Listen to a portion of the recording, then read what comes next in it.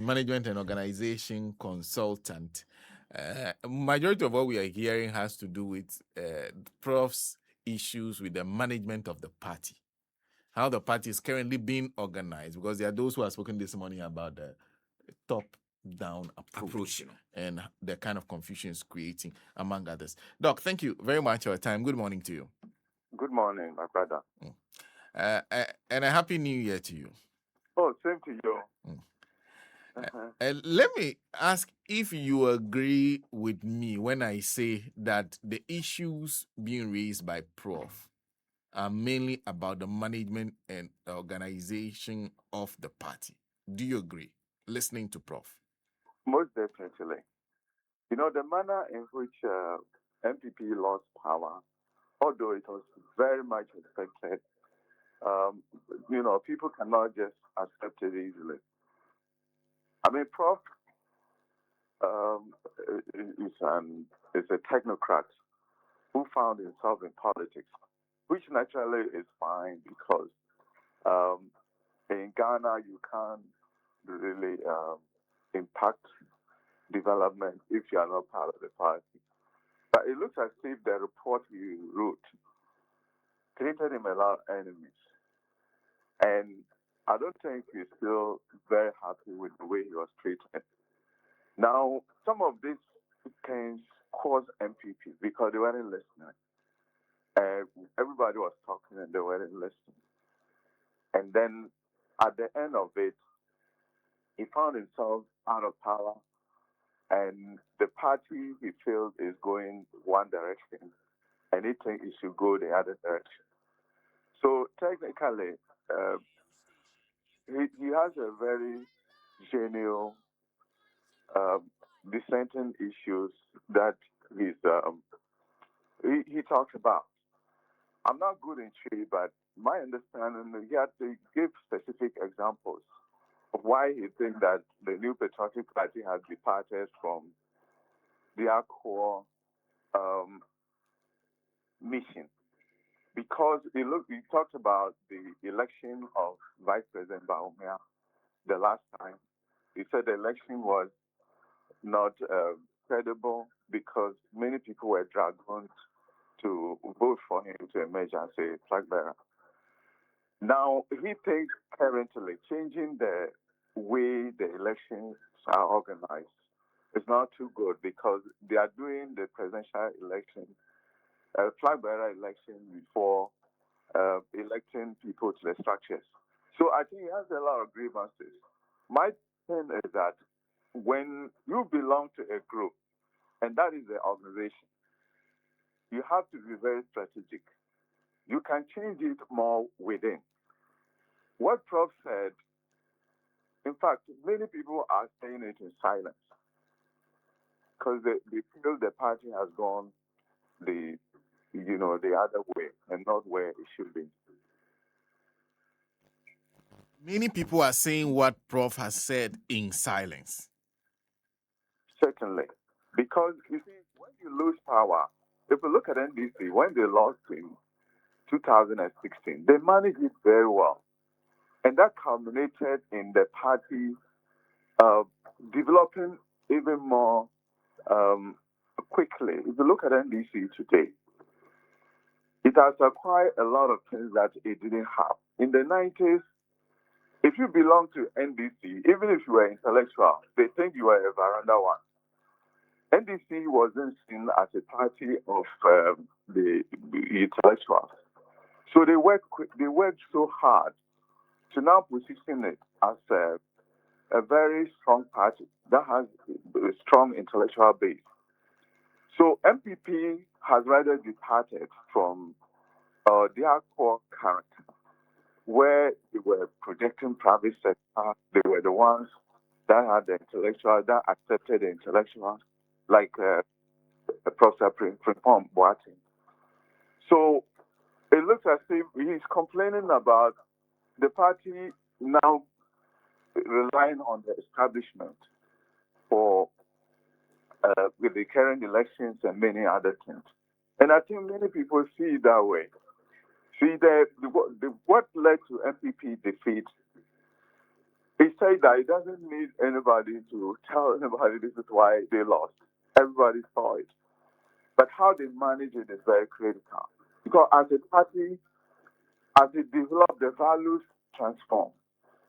Some people think,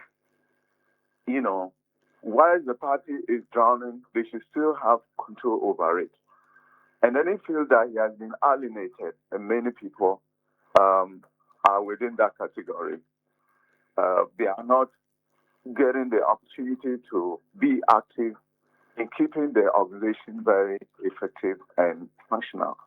So I think it's the things that the boss has left him, like many people. So the new patriotic party needs to do serious organization and respect dissent. One dissent, you are kicked out of the party. It's not a football team. It is a platform for people to undertake their political activism. So the threat from the general secretary, I don't think it will meet the approval of many people. Let him speak, and you also speak, so that the party becomes a platform for people speaking their mind, rather than trying to dragoon everybody to, subscribe to certain type of values. I see. In this case, what they take an exception to is a description of the party as fake.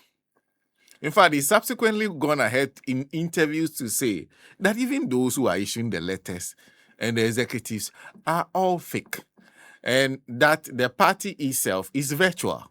And they say if the party is virtual, go and join the virtual party and leave our party for us. Does that not make common sense, Doc?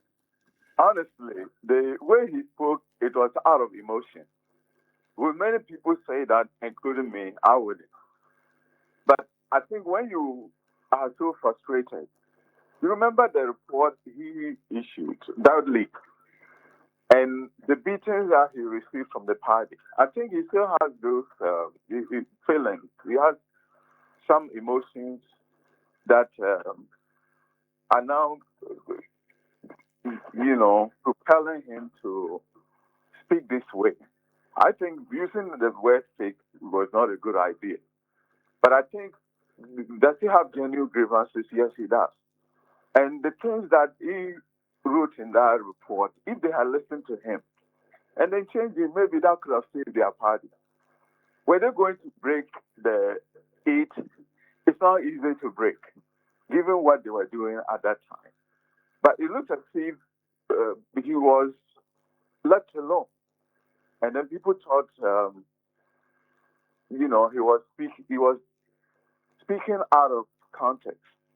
But at the end of the day, it also contributed to the defeat of the New Patriotic Party. So I think the way he said it, for me, I wouldn't endorse that. But I think the grievances that, he explained it in other interviews. And he gave examples why he thinks that the party has departed from its core trails. So at the end of the day, the dissent should be accepted by New Patriotic Party if I were them, and rather make changes to strengthen the party and to correct the mistakes of the past. But I think he didn't speak well when he used the word fake. Fake is not a good word to use in circumstances when you are dealing with people in your organization. I see. So then there's also the General Secretary's response. This was said in the night, close to, let's say, after 9 o'clock. The next morning, the General Secretary had issued a statement saying they were taking moves to just virtually sack him from the party. Was that the right thing to do, or was it a rushed judgment? I think it was rushed. You see, the prudent thing to do would have been, okay, we will listen to him.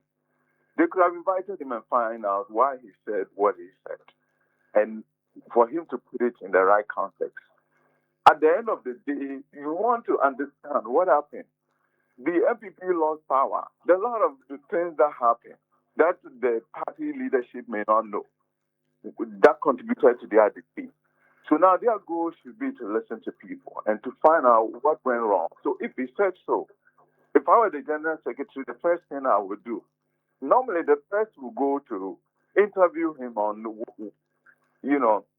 whatever Professor Frimpong said. But he could have just said, look, we'll look into it and then see what we can do.